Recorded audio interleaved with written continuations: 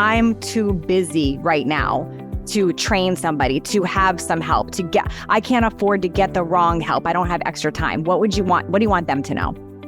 Well, first off, I want to share the perspective or invite them to consider that the way they're operating today is not going to get the outcomes that they want to achieve. Because if it was, it would have showed up already. Today on Midlife Conversations, I've got a guest that just sort of challenged me. He said, maybe I'm not midlife, but he is. I got Dan Martell. Dan, thanks for being here today. Dan is the author of Buyback Your Time. And if you have been following me on social media, you know I've been geeking out over his book. I was recommended it on Audible. I listened to it 6 times. I took tons of notes, and then I bought the book so I could highlight. And I told everyone in my life that they needed to go get this book stat. So I had more questions. So Dan, thank you so much for being here today. Oh, it's an honor, Natalie. I'm super excited.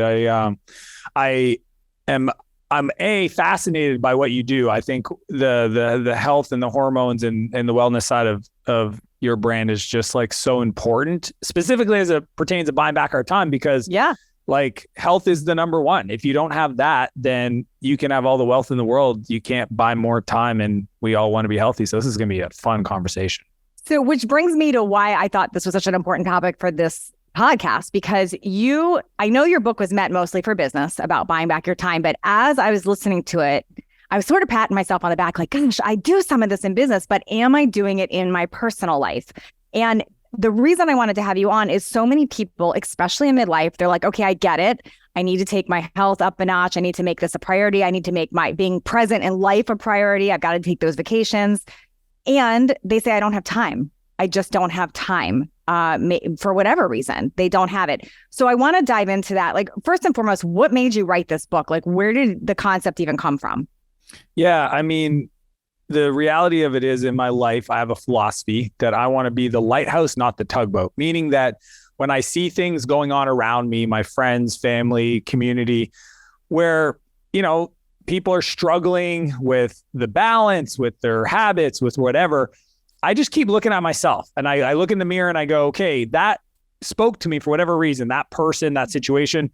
And I'm just going to work on me. And what happened is I had all these incredible entrepreneurs and business people in my life that I cared a lot about. And I just saw them struggling with growing their business, false starts. Like, I grew a lot, made no money, downsize, put on 20, 30, 40 pounds, in a year. You just see people over time, and you're just like, again, if they don't ask me, I don't say anything. And what happened is I'm really well known in the software space. That's kind of my thing. Software as a service is what it's called. And what people were not aware of until one of my friends, Ron, called me up, was how I look at my time to scale companies, but as it applies to my life. As you know, in the last chapter of the book, it's called The Buyback Lifestyle. Mm-hmm.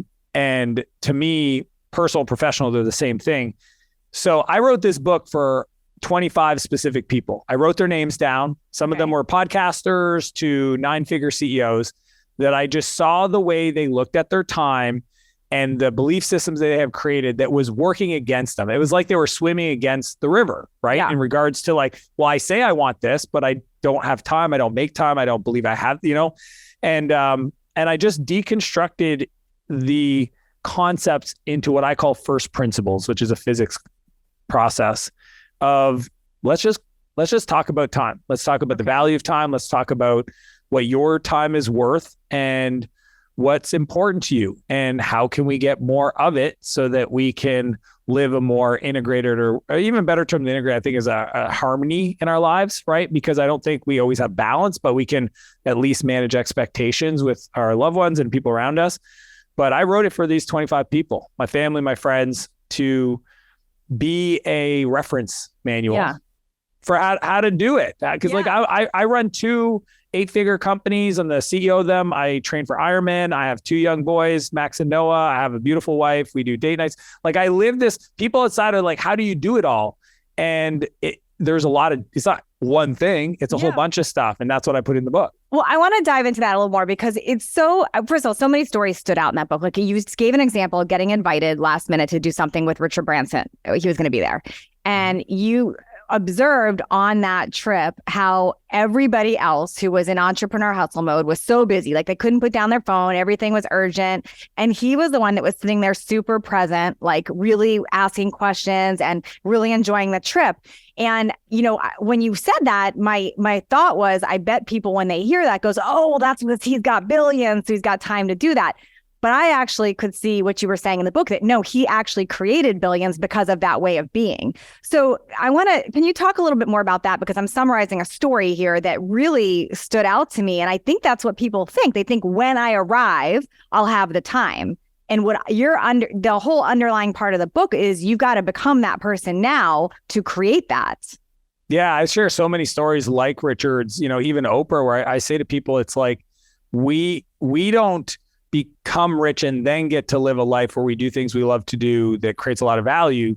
It's because we honor that first that we then create the outcomes. And that's what, like, Richard's the billionaire that other billionaires want to be like. And when I got that email to go spend a week with him in Switzerland, I pinched Natalie, I grew up in a small town in Eastern Canada. Like, I was living in San Francisco at the time.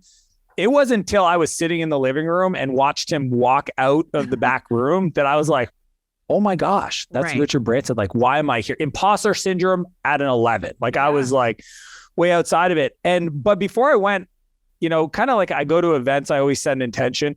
Usually it's to meet one or two people that I think I could be friends with the rest of my life. And I keep it simple. The intention I set for meeting Richard was very, very clear. Is I want to understand how he looks at his time, because he's the billionaire everybody else admires. Yes. And what is his frame? How does he communicate with staff? How is he one-on-one? And when I saw just like how disconnected he was from any chaos in his business, and I think at the time Virgin Galactic had just crashed, like a major space shuttle test, and he was here skiing with us. A big deal. Oh, like $100 million problem, right? Yeah. And what I discovered was his relationship with his assistant. Her name is Helen. And every morning for breakfast, they sit down and she acts as like the time protector. And he's empowered her to be this person. Essentially, nobody gets to Richard without going through Helen, not because it's a power thing. It's more of a respect for them, saying, Richard probably doesn't know who the best person is for this, but Helen will. So what happens is she deals with 99% of the requests on Richard's time. His schedule, she knows better than Richard, his resources, the right people. She routes a lot. And only that 1% does she bring to his attention. And they have breakfast every morning for 90 minutes. And it's in that conversation that they resolve things. And then she learns, because I get to spend a lot of time with Helen. Yeah. And she's an incredible soul. She travels with them around the world. She literally maintains all communication with all of his 400 companies in the Virgin Group of businesses. And even while we were there, the CEO of Virgin Atlantic flew into Geneva, helicoptered to the place in Verbier to have a 45-minute conversation with Richard on the patio. Wow. Like, if you want to talk about somebody that understands his time and his structure, because I remember asking the guy, because Richard brought him in, introduced us to the group. And I was like, I'm just curious, like, what did you fly here to talk to Richard about, if you don't mind me asking? Sure. He's like, well, we just bought these new Dreamliner planes and Richard doesn't want to sit on board. So I wanted him to find out before I told the board how we were doing on the training, the test runs. And I'm like, he even has a rule. Like, I asked him, I said, why don't you sit on boards? He goes, because they're boring. And I was like, that's such a simple concept. But it's true. And it does hold so many people back. Like, if you think about, that's not unique ability of a COO or of the person that's leading the company. And he just set the criteria for the things that light him up. And that's what I talk about in the book, in the time and energy audit, is what are the activities, and they can change over time, right? Things that light you up today might feel like soul sucking in the future. But what are things that when I do that activity, it gives me energy? And what are things that take my energy? And how do I, over time, this is not an overnight, you just wake up one day and it's like poof. It's just systematically using the buyback loop that I teach. You curate and cultivate and design your life, and especially in your home life. And like, if we just sit down and say, like, what would a 10 out of 10 day look like? When would I wake up? What would my routine be? What kind of conversations would I have? What kind of creation would I want to work on? Like output. And And then you just tried to create that day over, the week and over a month. Like that's what we're trying to do. We're trying to optimize through hormone work or, fitness and health. Like we're trying to figure out what's optimal for us. And it's different. It's very unique. And an example I want everybody to take away from that story, Richard, is he honored his preferences. He knew I don't like to sit on boards. One of the reasons we were there is because he personally enjoys going on vacation with other people that he can have inspiring conversations with. At the time, I was building the software company called Clarity, and that's how I got invited. He wanted to talk about entrepreneurship in a global level, and he thought I might have some perspectives. And I just think that's an interesting lens on life, is saying can I give myself permission to express my preferences, to cultivate my life? I find that people, I'll speak for myself here. Like, I think I do a pretty good job in business of that. Like, I think I've managed my business where I focus on my unique ability, and I'm very clear, like, what I should be delegating, what I got better reading your book. You gave me so many good ideas. But I saw the gap in my personal life, which surprised me, because Dan asked you to do this exercise in the book that when I listened to it, I was like, I want to poke my eyes out. Really? He said that you have to write down what you're doing every 15 minutes. So literally for 2 weeks, he says. And he says in the book that if you start doing it, most people will start self-correcting. Because when you write it down, just like if you're writing down your food, you're going to start self-correcting because you're like, I'm writing it down. I don't want to write a bite of Reese's Pieces when you have to write everything down. So I started doing it. And it wasn't my work stuff. It was all the wasted, ridiculous personal time that I'm like, wow, I could have just gone and killed an amazing workout or done this or something else. So it was so powerful. Like, where I wasted my most time, Dan, and you probably won't be surprised, this is probably a lot of people. I'm embarrassed to say that I had spent 3.5 hours scrolling random social media throughout a day. Like, what? 3.5 hours? That's a lot of time. It's a lot, and most people are just not aware because we don't measure it. And for me, and what I talk about in the book specifically, it's when we say yes to something, we're inadvertently saying no. So when you unconsciously say yes to 3.5 hours of TikTok, you're saying no to building a deeper relationship with your best friend or your family. Your family. And then that's the thing that when I coach people one-on-one, it's the intentionality that I want to bring to the life creation. One of the best exercises I've ever done was being asked, well, if you only had 5 years to live, what would you do with your time? Because it's enough time to do something meaningful, but not too little time to be irresponsible, right? And then there's 1 year. Okay, so 5 years, 1 year to live. What would you do differently? Okay, well, now I can be a little irresponsible. I have 12 months, we're going to go travel the world. What about 2 weeks? If I only had 2 weeks left, that's a little different. I might get a big house on a ski hill or on a beach and invite all my loved ones and try to share memories and things I want to teach my kids. Like, if you only have a week left, it's not a lot, or 2 weeks. And why time matters so much to me is I started at the beginning of the story of the book. It's like I almost took my life when I was 17, and I was given the gift of perspective at that age, that how fleeting our lives are. And these moments are not guaranteed. So when we start looking at our days and our weeks through that lens of, well, tomorrow's not guaranteed. Do I really want to do this? Sure. And if you audit it, that's where I think that perspective can really support people to give themselves permission to just make a different decision or invest in themselves or buy back their time so that they can go do something that's going to support their future based on that knowingness. What was so amazing to me during that, it wasn't all in a row either. It was these little bits of where I thought, it's something to do. It's how I'm just distracting myself in between things or whatever. But whoa, when I wrote it all down, I'm like, I could learn a whole nother language in a week if I just took that time and did that. So it's really, really eye-opening.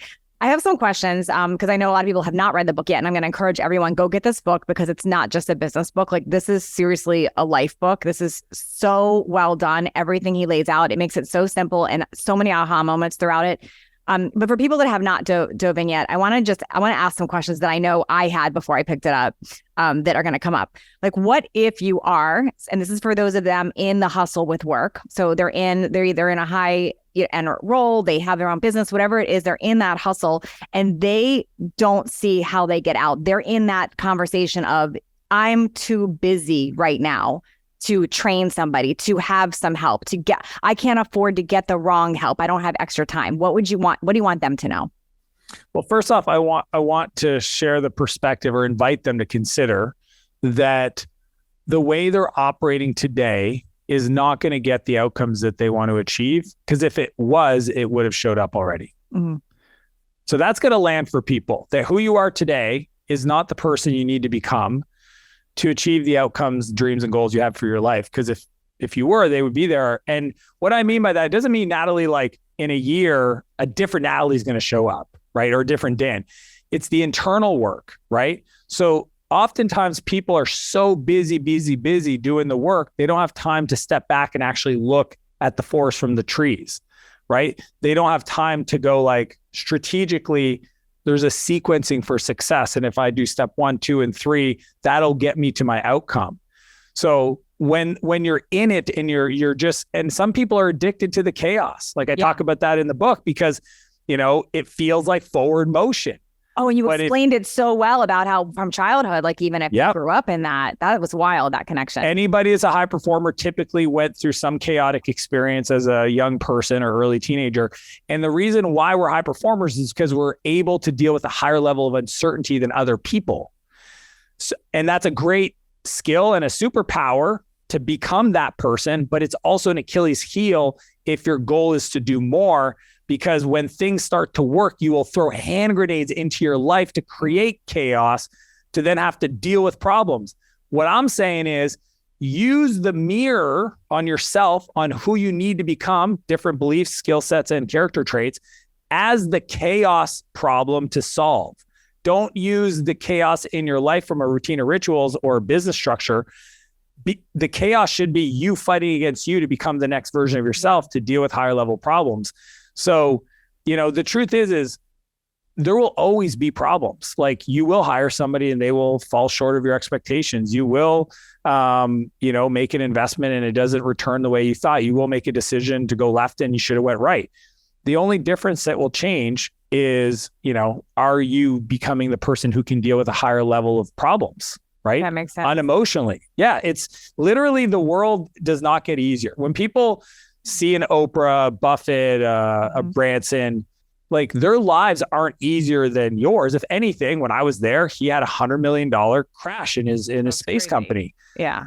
His response though was as if it was a $50 overage on your cell phone. Super emotionally intelligent, like has really learned clearly how to navigate that stuff. And I noticed that difference in just amongst my entrepreneurial friends, like the ones that are at one level, like I see the same personality in almost like 1 million to almost 10 million as I do. And then a totally different personality in the ones 100 million, like that. It's like a different person you have to become to achieve that. And same thing with somebody getting to 6 figures versus someone that's getting to 1 million. It's like you have to become a different version of yourself to be able to handle those things.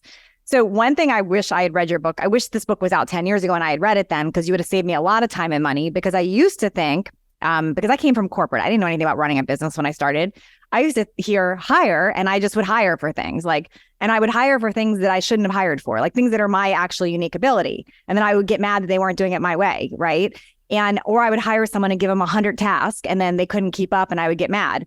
What you teach in the book is just so logical. Like you take the first thing that's sucking up your time, basically, like what's the one thing if you just remove that and you teach somebody to do that one thing well. He didn't say perfect. Well, because I think you said 80% is what did you say? 80% done by somebody else is 100% effing awesome. Yes. And I wish I had known that advice from your book versus the hard way, because it's so smack dab right. Because if you can free up those little pieces of your time and hire someone for that frees you up to work on your unique ability more. And he gave an example of even if you don't have a business, you're in just home, what's taking your time? Is it doing laundry? Like, what if you hired somebody to do laundry for you? And before you say you can't afford it, you had a formula. Can you share that? Because that was wild. How your buyback rate. Well, this was the whole writing down these 25 people's names and trying to systematically attack their beliefs, their false beliefs. And one of them was, I can't afford it. Right. Yeah. So the buyback rate, and this is kind of my decision for who I can afford to hire at what stage, is a very simple formula. You take your income. If you're a business owner, you take your distributions, your profit, and what you pay yourself. If you're just a normal Executive, you just take your income, divide it by 2,000 because that's the amount of hours that you work average in a year. And that's one data point. I call that your effective hourly rate. So that's how much you make per hour. But then the buyback rate is you divide that by 4. And the reason why is I want you to get a 4 times ROI on your investment. So you don't buy back to go do a 1-to-1. No. You buy back to get a 4-to-1 so that you can trade up. I call them time traders, right? Mm-hmm. And so, for example, if you're making $100,000 a year, you divide it by 2,000, that's 50 an hour. Divide that by 4, that's $12.50. So some people are like, well, you can't get a lot for $12.50. You actually can. You can get quite a bit. You can find, part-time people, outcasts. My teen will help. Yeah, teens, interns. You can use the geography we live in, where you can hire an assistant for $4 or $5 an hour, or VAs in the Philippines, overseas. But what I want to encourage people to consider, especially as it pertains to the home, right? Because this is where there's a lot of anxiety and stress for a lot of folks. Is because businesses create structure for us. When I'm an executive at a company, the company that's performing gives you performance reviews and corporate OKRs and values and mission and alignment. And so they give you a lot of stuff to protect you from you. When you come home, that's you, right? So you're making the decisions. So you got to be a little bit more diligent. But the ideas of looking at your time through that lens, it's like driving 25 minutes each way to go pick something up at a store when you can do delivery. Consider it. Right. Meal prep, I'm a big fan. I track all my macros, cleaning, and there's like low level stuff, like having somebody. I remember my buddy recently, he was saying because we have a full-time house manager, we can dive into that if you're curious, but he goes I want somebody to clean, because he heard that somebody cleans my car, puts gas in it every Wednesday. And he's like, that sounds like a dream. I go, it's kind of beautiful. I'm not gonna lie. Amazing. I never run to my kids' soccer practice and have to miss the first 15 minutes because I forgot to put gas in my car. Like, that's been a thing of the past. And I go, well, don't you have a cleaning lady? And he's like, yeah. And I said, well, the person drives a car and cleans their own car, and you trust them to clean your house. Yeah. Why don't you just ask them to clean it? And he's like, never thought of it. So sometimes it's not even the beliefs, it's just the creativity, the resourcefulness of how to get it done. When I was a young kid, my dad paid me $4 an hour to transfer a bunch of stuff from one of his PDAs. He had these personal whatever things, these contact lists, to a new one. He didn't want to do it. I got paid $4 an hour. So it's there's things around our world, especially things that are reoccurring, that if you can find somebody, hire them and just let them take care of it and empower them. So a lot of folks just have never learned how to work great with other people. That's a skill set. It's and I consider myself world-class at it. It's talent, high-level talent, creating environment. So if you've never done that and that's hard for you, I would encourage you to lean into it. I think people should lean into having people around them and creating structure and expectations and management. And you'll have some false starts. I was talking to my friend the other day. She hired a cleaning lady, and she didn't know any better. She treated them like a friend, and, would walk out of her office and they'd have conversations for 45 minutes and da-da-da-da-da. And all of a sudden the cleaning wasn't getting done. And I'm like, well, stop talking to them while they're at work. You're mad because they're only there for the 2 hours, so they got other clients. They're like, yeah, I got to stop doing that. See, that's a thing that the mirror, hold the mirror up to yourself but be okay with it. Understand that it's okay to leave your office, go to the bathroom, and come back if you work from home, and you do not have to have a 45-minute conversation with people. I have a beautiful wife, Renee. I don't know if you know Renee well, but she does this fascinating thing that if people come over to her house, she will spend 25 minutes at the door on their way out. It's not like the conversation that happened in the kitchen or in the living room wasn't enough. On the way out, there's a whole nother debrief, and I let it happen, and I smile. Again, lighthouse, not tugboat. And I go in my office, and but it's just, at some point, maybe she'll realize could I be okay just letting the people leave my house and not having to do this extra 25 minutes? I don't know. But yeah, there's opportunities all around us. Your book also gives freedom for a lot of things that I think people put pressure on themselves. So for example, I personally do my own social media, not all of my profiles, but my main stuff, because I'm good at it and I enjoy it. So that I actually put that in my unique ability. But one of those mistakes I would have made early on, and I did, is, I must outsource that because everybody else outsources that. And then you wonder why something's not going well. And what you speak about in the book is the things that you actually enjoy and do well, keep. And that comes to your house too, or whatever. Like if you actually enjoy cooking dinner, like that's like something really fun for you to do. And that's your stress reduction. You love doing it. That's like not the thing to delegate, because you're not going to enjoy that. You delegate and you hire for the thing that is not your unique ability and that is taking up your time. Yes. That's how I learned it from you. And for me, makes you money. Okay. So for example, my dad on the personal stuff, my dad owned a few properties growing up, like rental properties. And every Sunday he would go and he'd spend 5-6 hours Saturday morning or on the weekend cutting the lawns.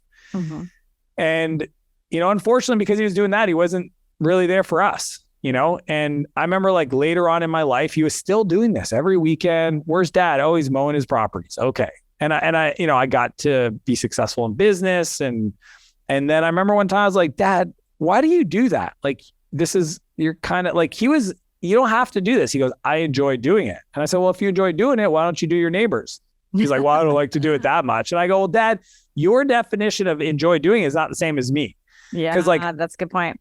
And so for me, the filter, especially as it pertains to our work, we want to do things that not only light us up, but then make us money. Yeah. So that's the other filter. So social media is your business. Yes, do that. And when in the replacement ladder I teach in the book, there's kind of like the lower value stuff and you work your way up. But at a certain point, Natalie, social media could become your bottleneck. Yeah. And then it's a complexity ceiling. Now I got to learn, how do I have somebody else do it? And I did for a lot of the parts, by the way. There's only 2 parts that I do myself. Everything else is everyone else.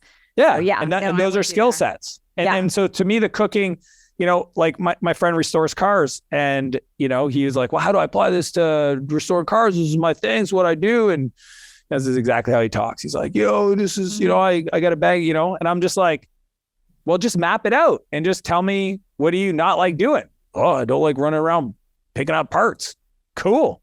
Pay somebody to be a runner. Like if your jam is to sit in your garage and do the body work or the engine work, whatever it is, just don't do the other stuff to get the time back. That makes sense. Because it's almost like if I'm going to cook for my family, great. Do I need to do the groceries? No, you do the other bottleneck parts. That makes sense. There's the girl that I go to for my hair. She's like in her 20s. She's super successful. She owns her own salon and she is crushing it. She's like 24, 25. But she's really good at what she's good at with that. And I love learning from her because when I go sit in her chair, she's got 3 assistants. And I watch her and it allows her to see a lot of people and she's not doing anything other than like, this is what we should do. And then the final touches. And it's so brilliant. It's such a lesson for life about she's living basically what you teach. Like she's in her unique ability and she's got the bottleneck covered to a T, which allows her to make a lot more money all the time because it's so covered there. That's why in the book, I talk a lot about artists, right? Andy Warhol specifically, because I think a lot of creatives, even your hairdresser, they just believe like, no, there's this thing and only I can do it. And I'm not saying there isn't a component where it all comes together. And yes, that part, the cut, right? Maybe some aspects of the color, that is your unique ability. And it is the thing you do that gives you that signature fingerprint, that thing. But there's so much other stuff, administrative stuff, bookkeeping or whatever, that it's kind of like, it's not value added, right? Yeah. So to me, I'm always trying to ask myself, like, what is and do I love to do it? Because at some point, it's kind of like if I owned a restaurant and my chef quit on me. Well, I'm not a chef. Like I'm not a cook. So I'm not going to think too much about it. I'm going to find another chef. He's going to now work in the restaurant. And he's going to run the restaurant. I think a lot of lawyers, doctors, et cetera, they have an opportunity to expand their practice by saying like, I remember after we had our second child, my wife and I decided no more, right? So I scheduled the appointment to go see the doctor and I go in and it blew my mind. He literally had, because I remember sitting there with the nurse, there's 2 nurses with me. The doctor walks in, I'm still awake and he's talking to me and he does the operation and then he leaves 6 minutes. And I go, and I tell the nurse, I was like, how do you do that? He goes, he has 4 other rooms. He literally has gotten it to a point where when he works an 8-hour shift, he'll do dozens of these operations, but he has 2 nurses per room. So he has 8 nurses going through, clean, prep, next person, boom. He comes through the door, out the next door. And I just think like that orchestration is something worth considering for people that just want to get more out of their time, because that's how all great artists function at scale. So the person that's listening right now, because I know that they're out there, because I was this mindset too, where they're still stuck in just that I can't afford. Because first of all, I want to say, no matter how much money you make, you always think you don't have extra money for whatever. So that's already a limiting belief right now that we all carry, for real. But where do you want people to start? Because it's so easy to look at that end game and say, well, of course, when I have this, I'll do that, which is not true. Where do people start? You mentioned like you figure out your buyback rate and you hire for one thing, but like where should they even start to figure that out? Like, what is step number 1 there? Well, the reality of it is if they can't afford somebody to clean their house, whatever that costs, that might be an opportunity for them to upgrade their skills. Like that's like people do this in business when they run the formula. They're like, my buyback rate's $3. I'm like, fix your business. Problem, right? Like I don't. Yeah, but do not go out and hire a COO, right? Because like I read a book and I'm supposed to hire right now. Yeah, no. I get it. Yeah, and so like there's an element of increase your income production. So I would say, but be resourceful, as you know, Natalie. Like, you know, it's not about dollars and cents. It's about being creative and resourceful that gets results. So if I had nothing and I needed, let's say I wanted to have somebody support me in my home, I might find somebody that I could trade with, I could barter with. I would say, well, I'm really good at these things. You have this. Like, what if I said to a cleaning lady and say like, how much capacity you have? And they're like, well, I have quite a bit. I just started. Perfect. What if I went and found you 10 clients? Would you do my house at a discount if I get, and they'd be like, of course. Well, then I just pick up the phone and call my neighbors and say, do you have a great cleaning lady? No, I have one. Here's how it works, blah, blah, blah, blah, blah. So like, there's always a resourceful way to create an opportunity to buy back your time, you know, to trade up, because that's all you're doing. You're just, you're creating higher value skills and you're trading up. I mean, now I'm at the point where I buy companies and I hire CEOs to run those companies. That's a skill set, but you don't start there. You start very simple in your home, you know, trading time, looking at, I mean, you might even look at like, you know, IKEA furniture. Like, it's just some people have these money mindset beliefs that just stop them, right? People that have the means that are like, well, I'm not paying $26 for somebody to put my furniture together. Well, that's going to take you 3 hours. Right. And so what's your time worth? Right. Yeah. Do you realize you get paid $50 an hour or $40 an hour and you're not willing to trade 26 for 3? Right. The other day is great. My writing partner, Paul, who wrote the book with me, he called me up and he's like, dude, it was so cool. I was talking to my brother and I'm like, awesome. Why is it so cool? He goes, well, oh yeah. Well, I was talking to my brother because he buys cars. He buys old cars. He fixes them up and then he sells them. And that's his business. And, you know, his brother was like, he bought a car and there was some work he needed done, but it was going to take him like 10 hours to do it himself. And he called a mechanic and the mechanic could do it in 3 hours, but it would cost like twice as much than what it would cost him to do it. So he was like trying to call up Paul to say like, I'm in this pickle. And he's like, well, what's the issue? And he tells him the scenario. He goes, but just run the math. Like 10 hours of your time. He's like, well, how much you make last year? He's like, I made a couple $100,000. He's like, perfect. Instead of doing that 10 hours of fixing the thing, you could go and do another car and make way more money, pay the mechanic. And his response to that, his brother goes, that's cool because I don't even like doing the mechanic stuff anyway. Wow. It's like, oh, bonus. Something you don't love to do that you could trade to go do something that's going to make you more money that you love to do. And that's the game, right? And I just think that like, I care more about spending time with my kids than maintaining my home. I get it. Yeah. But when we start, like we got it. And that's why I talk about the 5 time assassins, because I think a lot of it, like you said, with social media, they're just self-imposed, right? Yes. Where we're losing a lot of the time on ourselves that if we had a better lens to look at these decisions, we might make a different set. So good. And I think that exercise of the 2 weeks, that's like everyone needs to do that. Cause that was so crazy eye-opening. I didn't even get through the 2 weeks because I made so many changes. You just see it. This is like, it's what the heck? Yeah. The 2 week time and energy audit for me, it's anytime I work with a private coaching client, it's the first step. It's like, I need you to go do this, present it to me, because with that 2 weeks, 2 weeks gives you also perspective over different like areas of your life. And then it's orchestration. With that, we can grab the red stuff, the low cost stuff, put it into a bucket. That's the new job spec. So that's the philosophy, is if we're always trying to take the low value kind of time sucking stuff out of our lives, our calendar, to trade up, to create the space to invest in higher level skills, belief systems, and character traits, then that's how we make forward movement progress. Because you said it best, it's a business book, but it's more than that. Because I designed it for my kids. I designed it for friends of mine. I designed it for my coworkers. I want my coworkers to read the book and go like, oh, this is how I progress in my career. It's like, yeah, this is how time value works. This is a bust through your limiting belief book. This is crazy because you basically lay out exactly why that is just a complete racket when people say, I don't have time. Like you completely bust that whole story there because he tells you literally step by step how to create it. He even goes through how to hire, like how, like the step by step, like how you actually hire, like what the thing you need to ask them to do.